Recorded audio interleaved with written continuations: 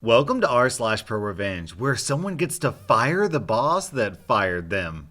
My dad had worked at the same company for almost 30 years before he was abruptly fired for complete BS. He was coordinating an upcoming meeting of people who had to fly in from around the country. One important participant resigned unexpectedly, so Dad canceled the meeting via email and explained why. Apparently, that counted as improperly communicating privileged information, and he was fired the next day. All this happened a week after Dad's boss retired and was replaced by a new guy who wanted to cut costs. What a coincidence. This was about 10 years ago, near the height of the recession. Dad was in his 50s, hadn't interviewed for a job since the early 1980s. He wasn't sure he'd ever find another job. My mom went back to work at a school to pay the bills, while Dad scraped together what he could doing some sucky online consulting gigs for basically minimum wage. They managed to keep their heads above water, but only barely. Dad was out of work for a year and a half. He finally landed a job at a new company 3 states away. Coincidentally, about an hour away from where my wife and I lived, and were expecting Dad's first grandchild. Mom and Dad moved to live about 20 minutes away from us.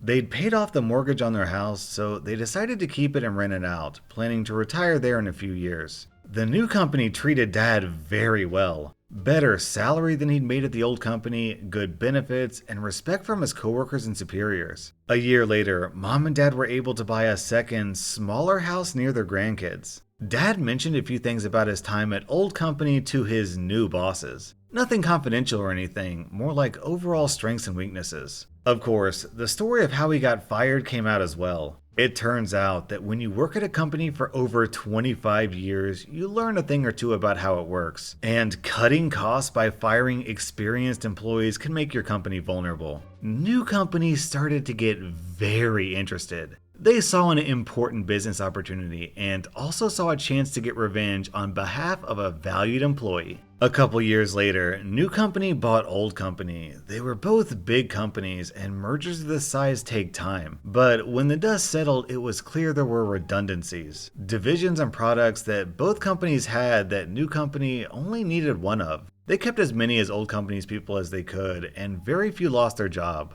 Except, of course, for the people responsible for firing Dad. New company put Dad in charge of the building he used to work in at old company and let him choose his employees from both old and new companies. Dad had to move back to the old state, so new company helped sell his house in the new state and gave him a moving stipend of several $1,000s. But Mom and Dad were just moving back into their old house. They sold their new house that they'd made payments and improvements on for 5 years for a nice profit. With that money, plus the moving stipend, they paid off debts, saved for retirement, and took me, my siblings, our spouses, and the grandkids on a cruise. Man, isn't that just the ultimate revenge fantasy? To tell the guy who fired you, you're fired. Our next Reddit post is from Rex. Back in my first year of college, I used to live in a residence on campus with 3 other dudes. 2 of them were cool. Shout out to B-Dog and Al, but the third, named David, had a nasty habit of taking things that weren't his, and mysteriously forgetting that the objects had fallen into his possession. Of the items he had stolen and were subsequently found in his room included food, snacks, notebooks, vapes, and earbuds, albeit cheap ones. We'd all complained to our RA, but since they were such small items, we were told that we should just have a house meeting and talk about it with David to have the problem fixed.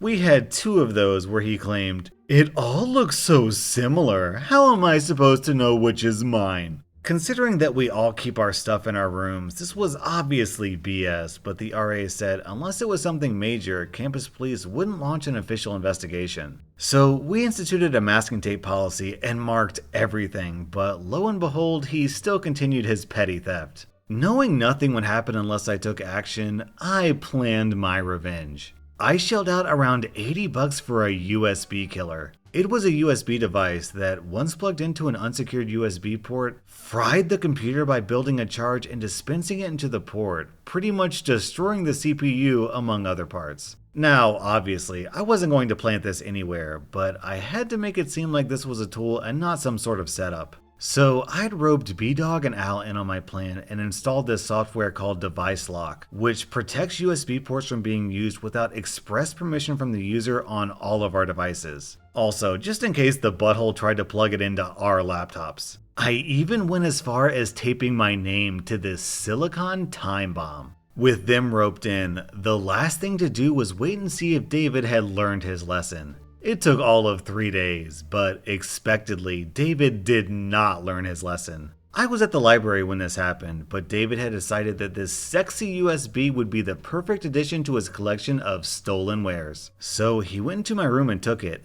Big mistake. I got a Snapchat from B-Dog that David was going postal and I needed to get back ASAP. I hightailed it, and when I got near our residence, I could physically hear David swearing and yelling from the hallway. When I got inside, he was cussing and screaming that he was gonna sue me for purposefully trying to damage his laptop by booby-trapping a USB. Admittedly, I should have held my composure better, but I laughed in that mofo's face. I told him that the USB was clearly labeled with my name on my desk in my room, and I was using it to test whether my computer ports were secured from devices such as this. Screaming ensued from him, after which our RA showed up. He heard it from down the hall and asked what the hell was happening. I stayed quiet and let David attempt to lie his way out of this, but holy flip, this moron kept to his story. After explaining my side, the RA said we were both going to campus police as this was pretty serious. Cue me thinking I just effed up my whole future for a stupid act of revenge. When we got there and explained our stories, campus police had none of David's garbage. They told him that 1, he cannot sue me since this wasn't a trap, but a security tool that was within my own living space of which he had no right entering to steal from. And 2, he was being relocated to the sucky single residences on the other side of campus. And if they caught wind of this again, he was getting banned for life from residences as well as receiving a non-academic offense. A nice little chat with the dean about his misconduct. His tone immediately flipped to crying and saying he had all his exam notes on there. It was stress that was causing him to do this, and he had paid to live in the nicer dormitory style housing, but they basically told him, tough cookies, this is your one and final warning. The 3 of us enjoyed the rest of the semester with an extra bedroom for storage space and beer pong, which was definitely a win. As for David, I've only ever seen him in the cafeteria/library on occasion, sitting there studying without his laptop.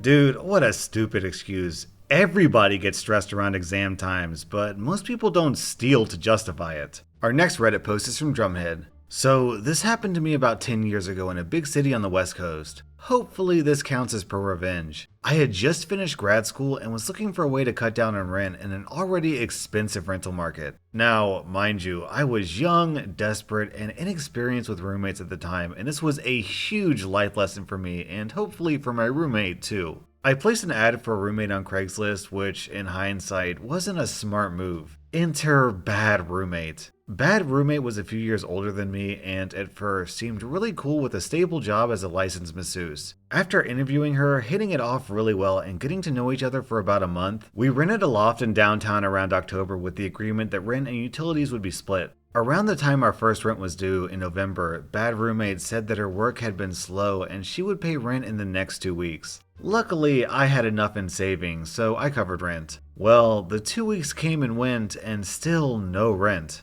When I asked her about the rent, she yelled obscenities and accused me of being abusive and harassing her. No kidding. While claiming she didn't have money for rent, she would be out of the house from around 9 a.m. until around 2 a.m. visiting friends. All of this nonsense continued on, as well as other things such as stealing my food and breaking some of my belongings, including a bottle of wine that my recently deceased sister had gifted to me. Bad roommate's excuse was bad energy in the house, while giving me a little smirk. Fast forward to the beginning of December, and you guessed it, still no rent. This time, in addition to yelling obscenities, accusing me of being abusive and breaking my stuff, bad roommate called the police on me, accusing me of making threats. The cops didn't do anything, as there was no evidence I did anything. For the record, I didn't. But they did give me a lecture about making threats and said next time they come out, I could be arrested or forced to leave the residence. By this time, I was almost out of savings and was fearing eviction. Bad roommate hadn't paid rent since move-in.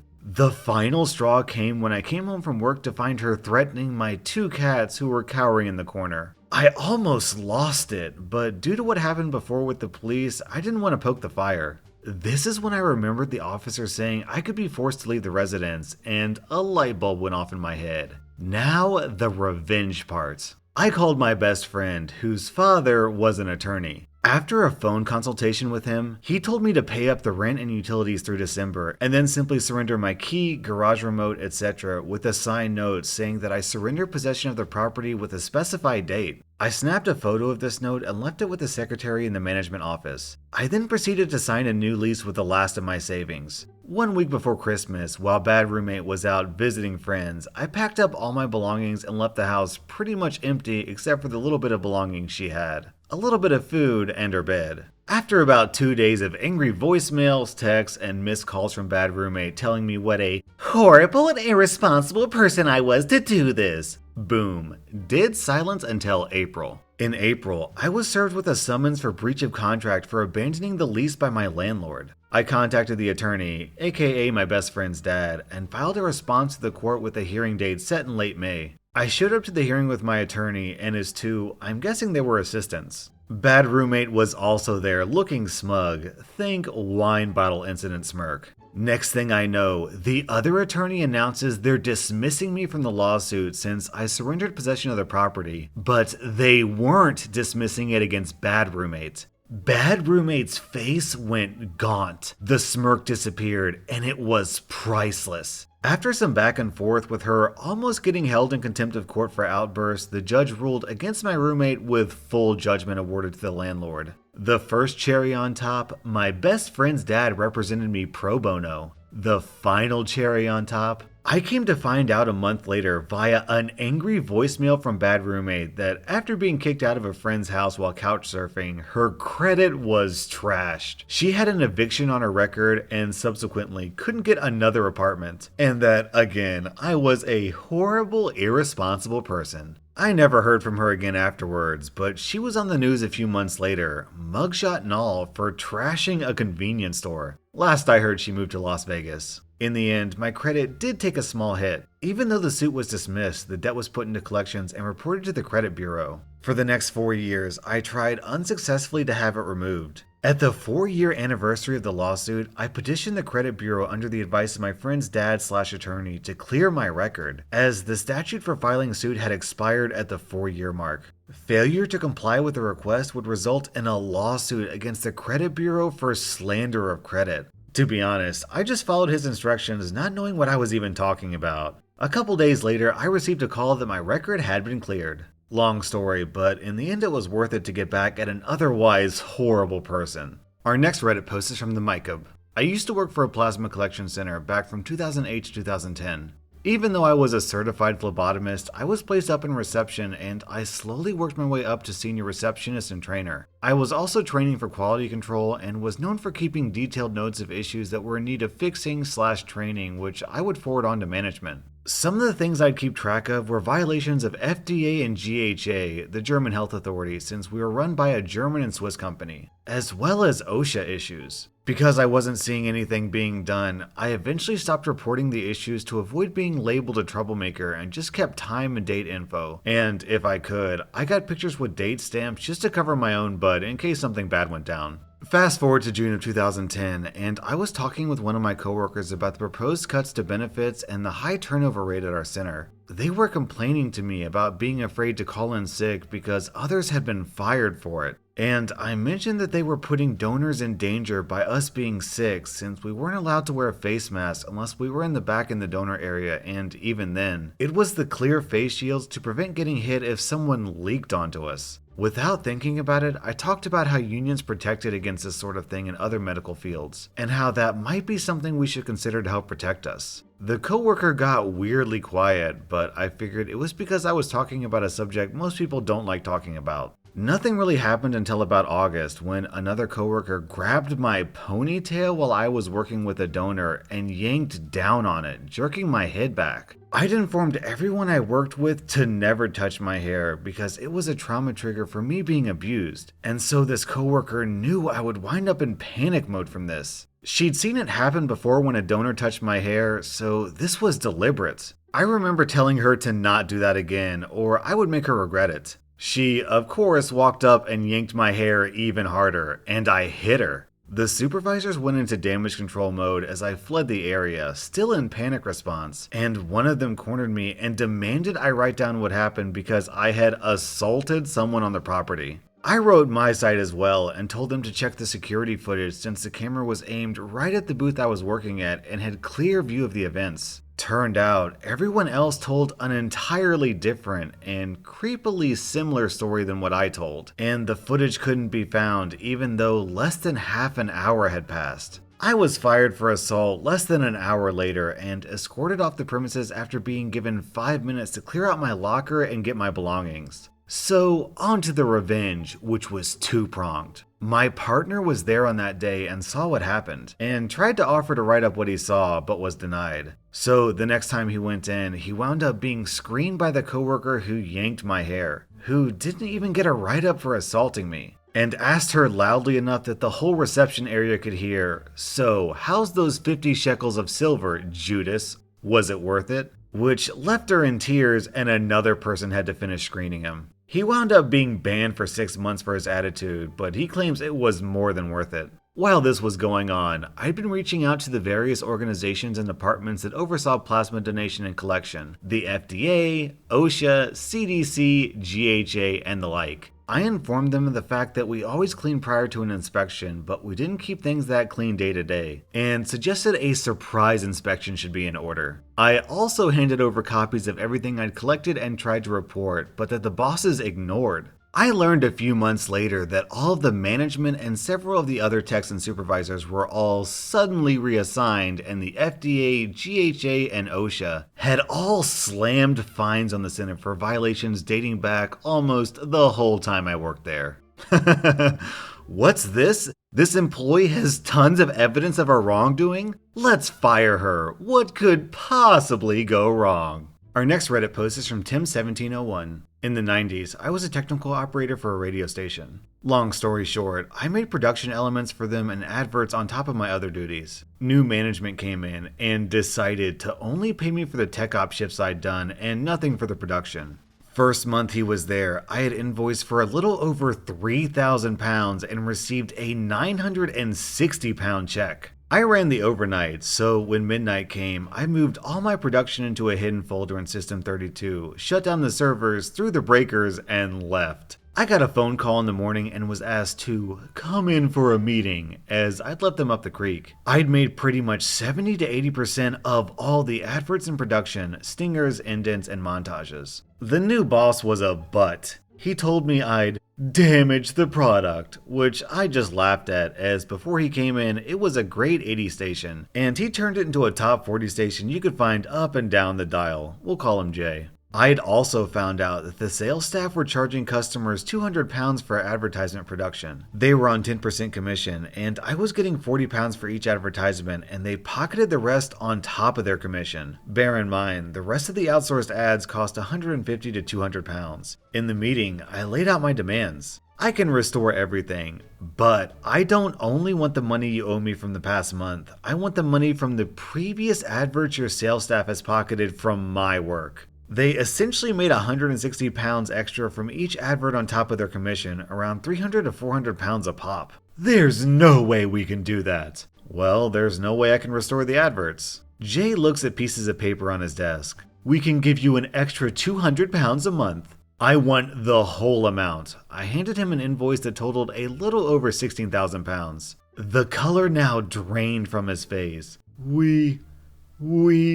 Jay, you honor that invoice or you will have to recreate or outsource all of the production. Okay, let me see what I can do. I'll sort something out for you next invoice date. Jay, if I don't walk out of here with that money today, you don't get them back. As soon as you restore them, I'll see what I can do. Jay, I will have no guarantees, and I'm not stupid. A bank transfer today, and we can sort that out right here and now. Jay then phones the head office, and within the hour, I had every penny of it in my account. His face was a picture when he followed me to the server to watch me just move the files over from one folder to the other. Yes, they were right under your nose.